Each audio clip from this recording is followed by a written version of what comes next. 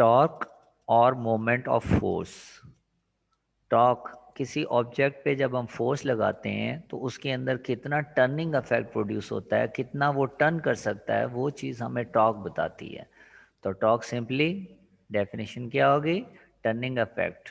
The turning effect of a force is called torque. और moment of force, torque का दूसरा नाम है मोमेंट ऑफ फोर्स। तो फोर्स लगाने से कोई ऑब्जेक्ट टर्न करके कितना टर्न कर सकता है, ये हमें टॉर्क बताता है।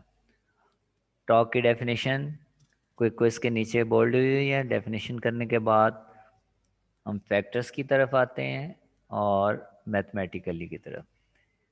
डेफिनेशन के बाद फार्मूला जो है ये आपके जहन में होना चाहिए, क्योंकि शॉर्ट क्वेश्चन आए तो डेफिनेशन के साथ फार्मूला लिखना है। टॉर्क का सिंबल जो है ये टी की तरह का एक सिंबल लगा हुआ है, ये हमने टॉर्क का रिप्रेजेंट कर रहा है, और एफ फोर्स को रिप्रेजेंट कर रहा है, और कैपिटल एल जो है यहाँ पे वो मोमेंट आर्म को रिप्रेजेंट कर रहा है। तो बेसिकली टॉर्क क्या हो गया? The product of force end moment arm. तो यहाँ पे एफ फोर्स है, एल मोमेंट आर्म है। मोमेंट आर्म अभी हम डिस्कस करते हैं क्या चीज़ है, और फोर्स जो है वो किसी ऑब्जेक्ट पे जब लगाते हैं और वो टर्न करता है, वो फोर्स उसकी मैग्नीट्यूड को रिप्रेजेंट कर रही है। तो मैथमेटिकली में हमने ये लिखना है, द मोमेंट ऑफ फोर्स और torque is determined by the product of force F and its moment arm L. Mathematically, tau is equal to F into L. इसके ऊपर जो कुछ बच गया है ये हमारे पास है factors upon which torque depends. Short question भी आ सकता है कि टॉर्क किन चीज़ों पे डिपेंड करता है।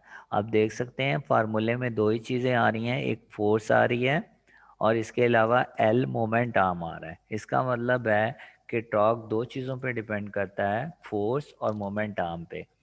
फार्मूले में अगर आप देखें तो एफ अगर की वैल्यू अगर हम बढ़ा दें तो टर्निंग इफेक्ट यानी कि टॉर्क भी बढ़ जाएगा, एफ की वैल्यू कम कर दें तो टॉर्क भी कम हो जाएगा। इसी तरह ये एल जो भी है मोमेंट आर्म, वो भी हम डिस्कस करते हैं, अगर इसकी वैल्यू बढ़ जाए तो टॉर्क की वैल्यू भी बढ़ जाएगी, अगर एल की वैल्यू कम हो जाए तो टॉर्क की वैल्यू भी कम हो जाएगी।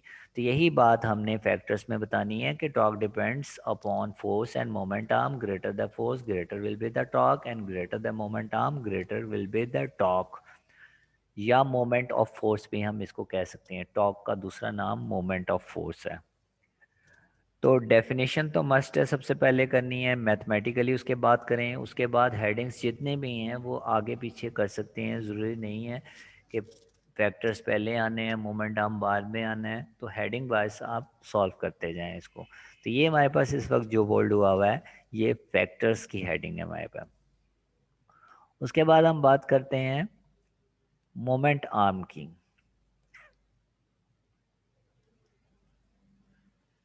और line of action of force की। सबसे पहले हम बात करते हैं line of action of force. जब हम किसी ऑब्जेक्ट पे फोर्स लगाते हैं तो फोर्स चूंकि एक वेक्टर क्वांटिटी है, ये स्ट्रेट लाइन में लगती है। जिस लाइन पे ये फोर्स लग रही होती है उसको line of action of force कहते हैं। The line along which force acts, लिखा हुआ है the line along which force act is called line of action of force. और इन द फिगर में आप देख सकते हैं ग्रीन कलर की एरो ऊपर की तरफ जा रही है, फोर्स को रिप्रेजेंट कर रही है और बीसी लाइन के अलॉन्ग लग रही है। तो बीसी लाइन इस वक्त जो है वो basically line of action of force है हमारे पास। मोमेंट आर्म, जब हम फोर्स लगाते हैं तो फोर्स लगाने से ऑब्जेक्ट टर्न होता है। तो फोर्स और जिस जगह से वो टर्न हो रहा है उसको तो हम एक्सिस ऑफ रोटेशन कहते हैं। तो जिस जगह से टर्न हो रहा है और फोर्स के दरमियान जो 90 के एंगल पे डिस्टेंस होता है उसको हम कहते हैं मोमेंट आर्म। जैसे कि डायग्राम में देखें, फोर्स ऊपर की तरफ लग रही है, axis of rotation A dash, इस साइड में एक्सिस ऑफ रोटेशन है हमारे पास और दूसरी साइड में फोर्स है। दोनों के दरमियान 90 के एंगल के फासला जो है वो रेड लाइन से रिप्रेजेंट हुआ हुआ है, वो मोमेंट आर्म है। तो हम इसको डिफाइन ऐसे करते हैं, द परपेंडिकुलर डिस्टेंस 90 के एंगल पे जो फासला है between the axis of rotation and line of action of force is called moment arm of the force. It is represented by capital L, इसको एल से रिप्रेजेंट करते हैं और डायग्राम में हमने एल से उसको रिप्रेजेंट किया हुआ है। तो 90 के एंगल पे एक्सिस ऑफ रोटेशन और फोर्स के दरमियान जो फासला होता है उसको हम मोमेंट आर्म कहते हैं। उसके बाद प्रीवियस पेज में स्टार्ट में एग्जाम्पल है टॉर्किंग। जितनी भी चीज़ें फोर्स लगाने से टर्न करें उनमें टर्निंग इफेक्ट प्रोड्यूस हो रहा है फोर्स की मदद से, तो वो टॉर्क की एग्जांपल में आ सकती हैं। जब हम दरवाजे को ओपन या क्लोज करते हैं तो दरवाजे को या पुश करते हैं या पुल करते हैं, पुश या पुल करते हैं तो वो अपने एक्सिस के गिर्द घूमना शुरू कर देता है, उसमें टर्निंग इफेक्ट पैदा होता है, उसमें टॉर्क प्रोड्यूस होता है। इसी तरह ये तो हमारे पास एक एग्जांपल थी। इसी तरह हमारे पास सम अदर एग्जांपल्स हैं, वो ये नीचे दी हुई हैं, जिसमें बताया गया है कि पेंसिल हो हमारे पास, वो शार्पनर में जब उसको टर्न कर रहे होते हैं तो टर्निंग इफेक्ट पैदा होता है। वाटर टैप का जो स्टॉप कॉक है, जब नलका हम खोलते हैं या बंद करते हैं तो ऐसी सूरत में भी टर्निंग इफेक्ट प्रोड्यूस होता है। नॉब ऑफ द डोर, ये यहाँ पे आप देख सकते हैं 4.10 डायग्राम में नॉब ऑफ डोर दिखाई गई है, इसको जब हम घुमाते हैं तो टर्निंग इफेक्ट फोर्स लगाने से प्रोड्यूस होता है, एंड सो ऑन। तो जितनी भी चीज़ें हैं जिनमें फोर्स लगाने से टर्निंग इफेक्ट यानी कि वो ऑब्जेक्ट रोटेट करे तो उसमें टर्निंग इफेक्ट लाजमी प्रोड्यूस होता है। तो ये जो 3 लाइनें थी ये हमारे पास थी सम अदर एग्जाम्पल्स। तो एक मेन एग्जांपल जो है वो हमारे पास ऊपर मौजूद है, ये एग्जांपल है, और यहाँ पे हमारे पास सम अदर एग्जांपल्स हैं जो कि टर्निंग इफेक्ट की हैं, टॉर्क की हैं हमारे पास। उसके बाद रिजिड बॉडी की दो डेफिनेशन है हमारे पास, दोनों में से कम एक डेफिनेशन तो आनी चाहिए। वो कहता है कि हर ऑब्जेक्ट छोटे छोटे पार्टिकल्स पर मुश्तमिल होता है, और अगर फोर्स लगाने से इन पार्टिकल्स के दरमियान फासला चेंज ना हो तो ऐसी बॉडी जो होती है वो हमारे पास रिजिड बॉडी कहलाती है। आसान लफ्ज़ों में एक सख्त बॉडी जो होती है वो रिजिड बॉडी होती है, जिस तरह वुडन चेयर है, आयरन चेयर है हमारे पास, ये सॉलिड होती हैं तो ये रिजिड हैं, इनको दबाने से ये अब इनके पार्टिकल के दरमियान फासला चेंज नहीं होता है। लेकिन अगर हमारे पास कॉपी का पेज है हमारे पास, उस पर फोर्स लगाएं तो उसके पार्टिकल के दरमियान डिस्टेंस चेंज होना शुरू हो जाता है, तो वो एक रिजिड बॉडी नहीं है, पेज एक रिजिड बॉडी नहीं है। रिजिड बॉडी की एक डेफिनेशन तो ये थी जो इस वक्त मैंने बोल्ड की हुई है। सेकंड डेफिनेशन ये है इन अदर वर्ड्स के आगे कि रिजिड बॉडी एक ऐसी बॉडी होती है जो कि उसमें डिफॉर्मेशन प्रोड्यूस नहीं होता है फोर्स लगाने से, यानी कि अगर हमने फोर्स लगाई उसमें बिगाड़ नहीं पैदा हुआ, उसकी शक्ल चेंज नहीं हुई, तो ऐसी बॉडी जो होगी वो रिजिड होगी। वुडन चेयर होती है, उस पर हम थोड़ी सी फोर्स लगाते हैं तो उसकी शेप चेंज नहीं होती है, तो वो एक रिजिड बॉडी है। इसी तरह हमारे पास आयरन चेयर है, उस पर फोर्स लगाते हैं तो उसकी शेप चेंज नहीं होती, तो वो रिजिड बॉडी है। तो वो बॉडीज़ जिन पे फोर्स लगाने से उनमें डिफॉर्मेशन पैदा ना हो तो वो बॉडीज़ जो होती हैं वो रिजिड बॉडी हैं।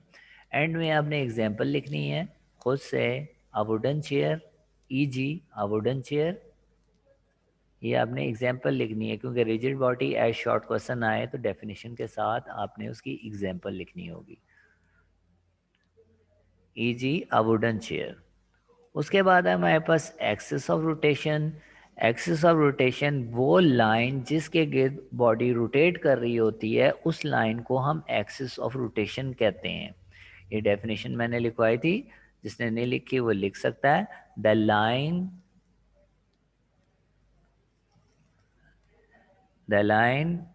around which a body rotates is known as axis of rotation. The line around which a body rotates is known as axis of rotation. और हमने कहा था कि एक्सिस ऑफ रोटेशन अगर आए तो उसके साथ ये डायग्राम बनानी है, शॉर्ट क्वेश्चन अगर आ जाए 4.12, और जिसमें हमने एग्जांपल ये डायग्राम बना के ए डैश इस एक्सिस ऑफ रोटेशन, नीचे एक लाइन लिख देंगे, ए डैश जो लाइन यहाँ पे नज़र आ रही है आपको, ये एक्सिस ऑफ रोटेशन लिखा हुआ है, तो ए डैश वाली लाइन जो है ये एक्सिस ऑफ रोटेशन है। तो the line around which a body rotates, वो लाइन जिसके गिर्द बॉडी रोटेट करती है, is set to be axis of rotation. Diagram बनाने के बाद A dash is axis of rotation, अगर शॉर्ट क्वेश्चन आता है। लेकिन अगर लॉन्ग क्वेश्चन आता है तो ये डायग्राम एक ही दफ़ा बना देंगे और हम लिखते जाएंगे। अगर हमारे पास लाइन ऑफ एक्शन है as shown in figure, A लिख देंगे। इसी तरह अगर एक्सिस ऑफ रोटेशन है तो as shown in figure A लिख देंगे, A dash is axis of rotation. तो एक ही डायग्राम से सबको हमने एक्सप्लेन करना है। एक्सिस ऑफ रोटेशन के बाद एक्सप्लेनेशन है, और एक्सप्लेनेशन है a mechanic यूजेस स्पैनर से लेके अप टू आर्म तक, शॉर्टर आर्म तक।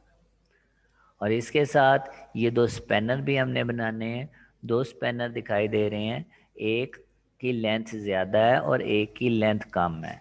जिसकी लेंथ ज़्यादा है उसका मोमेंट आर्म ज़्यादा है, क्योंकि एक्सिस और रोटेशन और फोर्स के दरमियान फासला परपेंडिकुलर डिस्टेंस ज़्यादा है। और जिसकी लेंथ कम है उसका मोमेंट आर्म जो है वो हमारे पास कम है। तो वो कहता है एक मैकेनिक जो है वो इसकी मदद से जो है वो नट को जो है वो टाइट कर रहा है और लूज़ भी कर सकता है इसकी मदद से। तो वो कहता है फोर्स लगाने से जब नट को ओपन या क्लोज करता है तो बड़े मोमेंट आर्म वाले से आसानी से इजीली कर पाता है, और छोटे मोमेंट आर्म वाले से नट को खोलना या टाइट करना भी मुश्किल होता है, क्योंकि मोमेंट आर्म के बढ़ने से टर्निंग इफेक्ट बढ़ जाता है, मोमेंट आर्म के कम होने से टर्निंग इफेक्ट रिड्यूस हो जाता है। यानी कि बड़े स्पैनर से टॉर्क टर्निंग इफेक्ट ज़्यादा प्रोड्यूस होगा, छोटे स्पैनर से टॉर्क कम प्रोड्यूस होगा, जिसकी वजह से जो है वो नट खोलना मुश्किल हो जाएगा। बड़े स्पैनर से आसानी से खोल सकते हैं नट को। तो ये बात हमने एक्सप्लेनेशन में बतानी है। और लास्ट में हमने यूनिट की हेडिंग डालनी है नेक्स्ट पेज में, 92 पेज में। और यूनिट ऑफ टॉर्क जो है वो आप फार्मूले में देख सकते हैं। फार्मूले में था force into moment arm. Force का यूनिट न्यूटन होता है, मोमेंट आर्म का यूनिट मीटर होता है, क्योंकि ये लेंथ है, परपेंडिकुलर डिस्टेंस है, जिसका यूनिट मीटर है। तो newton metre is the unit of torque. तो ऐसा unit of torque is newton metre. और आगे थोड़ा सा न्यूटन मीटर को डिफाइन कर देता है कि एक न्यूटन मीटर के बारे में बात करता है, यानी कि टॉर्क एक न्यूटन मीटर होगा अगर फोर्स एक न्यूटन की हो और परपेंडिकुलर डिस्टेंस जो है फोर्स और एक्सिस ऑफ रोटेशन के दरमियान यानी कि मोमेंट आर्म 1 मीटर का हो। तो वो लिखता है a torque of 1 Nm is caused by a force of 1 N acting perpendicularly to the moment arm 1 metre long. तो फोर्स जो है 1 न्यूटन की लग रही हो और मोमेंट आर्म 1 मीटर के ऊपर अप्लाई हो रही हो, तो उस वक्त जो टॉर्क पैदा होता है वो 1 Nm होता है। तो इसमें यूनिट याद रखना है आपने, the unit of torque is newton metre. MCQ भी आ सकता है। तो ये था हमारे पास टॉर्क या मोमेंट ऑफ फोर्स। उसके बाद है हमारे पास principle of moments. Principle of moments का असूल यानी कि टर्निंग इफेक्ट मोमेंट जो है वो टॉर्क को कहते हैं। तो प्रिंसिपल ऑफ मोमेंट ये कहता है कि अगर कोई भी बॉडी बैलेंस तब होती है जब उस पे अमल करने वाले तमाम टॉर्क्स जो हैं क्लॉकवाइज वाले और एंटी क्लॉकवाइज वाले दोनों आपस में बराबर हों। यानी कि क्लॉकवाइज वाले जितने भी हमारे पास टर्निंग इफेक्ट प्रोड्यूस हो रहे हैं उनका सम लें, और एंटी क्लॉकवाइज वाले जितने भी टर्निंग इफेक्ट प्रोड्यूस हो रहे हैं उनका सम ले लें। अगर ये दोनों आपस में बराबर होंगे तो बॉडी बैलेंस हो जाएगी। A body is balanced if the sum of clockwise movement acting on the body, यानी कि बॉडी तब बैलेंस होती है जितने भी क्लॉकवाइज टॉर्क पैदा हो रहे हैं उनको जमा कर लिया जाए, is equal to the sum of anti clockwise moment acting on it, और वो बराबर हो एंटी क्लॉकवाइज जितने भी टॉर्क पैदा हो रहे हैं उनकी सम के।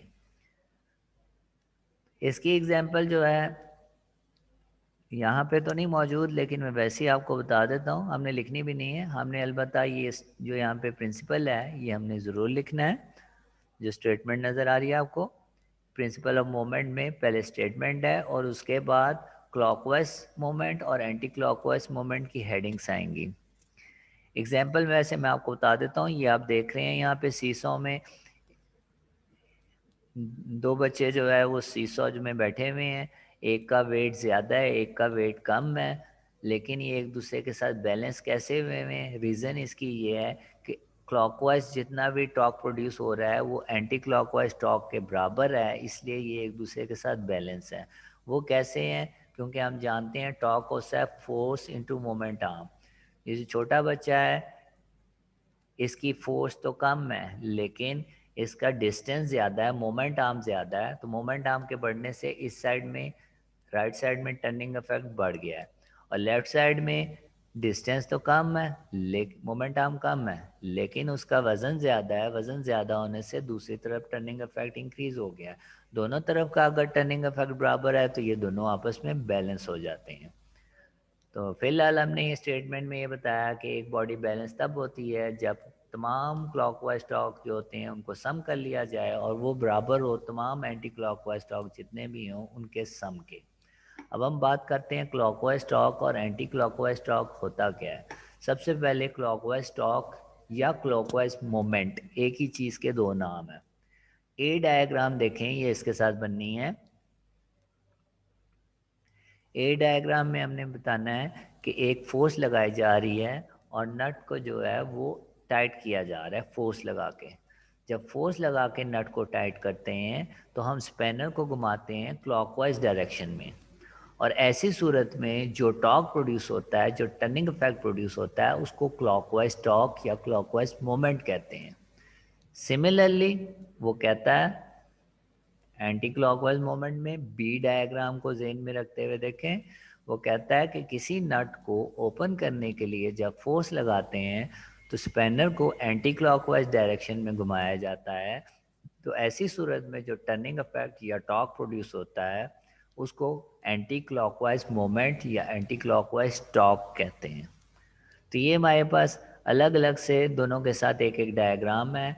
ऊपर वाला पैराग्राफ जो था वो क्लॉकवाइज मूवमेंट के बारे में है और ए डायग्राम बननी है, और नीचे वाला पैराग्राफ एंटी क्लॉकवाइज मूवमेंट के बारे में है और इसके साथ जो है वो डायग्राम बी वाली बननी है। और जो लास्ट में हमारे पास ये जो बच गया है इस पे हमने हेडिंग डाली थी अ बॉडी एट रेस्ट, यानी कि जिस स्टेटमेंट जो हमने भी स्टेटमेंट की है उसमें कहा है बॉडी बैलेंस तब होती है जब सम ऑफ क्लॉकवाइज टॉर्क बराबर होता है सम ऑफ एंटी क्लॉकवाइज टॉर्क के। तो इसी बात को हमने रिपीट कर देना है, क्योंकि अगर बैलेंस होगी है तो वो रेस्ट की हालत में भी होगी। तो यही बात हमने रिपीट की है कि एक बॉडी इनिशियली रेस्ट में होगी, यानी कि रेस्ट की हालत में होगी, अगर जो सम ऑफ क्लॉकवाइज टॉर्क है और सम ऑफ एंटी क्लॉकवाइज टॉर्क है वो आपस में बैलेंस हो जाएं, यानी कि बराबर हो जाएं। तो एक किस्म की स्टेटमेंट जो है वो हमने रिपीट कर दी है। स्टेटमेंट में ये था कि बॉडी बैलेंस तब होती है जब क्लॉकवाइज और एंटी क्लॉकवाइज टॉर्क आपस में बराबर हों, और यहाँ पे ये बताया गया है कि एक बॉडी रेस्ट में तब होती है जब क्लॉकवाइज और एंटी क्लॉकवाइज जो होता है हमारे पास टॉर्क वो आपस में बराबर होते हैं।